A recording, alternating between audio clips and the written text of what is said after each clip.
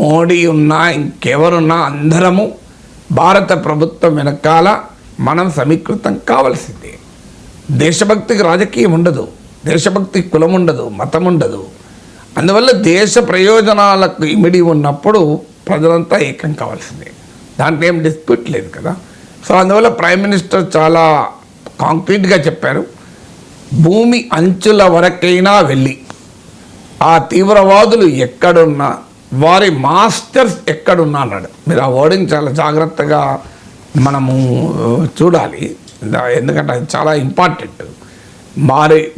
వారు ఎక్కడున్నా వారి మాస్టర్స్ ఎక్కడున్నా అన్నాడు.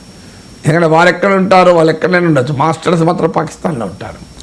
సో ఇప్పటికే వార్తలు వస్తున్నాయి, హఫీజ్ సయీద్ లాంటి లష్కరీ తోయిబా అధినేతలు, జైషీ మహమ్మద్ అధినేతలు రహస్య స్థావరాలకు వెళ్ళిపోయారు అండర్గ్రౌండ్లోకి. ఈవెన్ కొంతమంది అయితే బంకర్లలో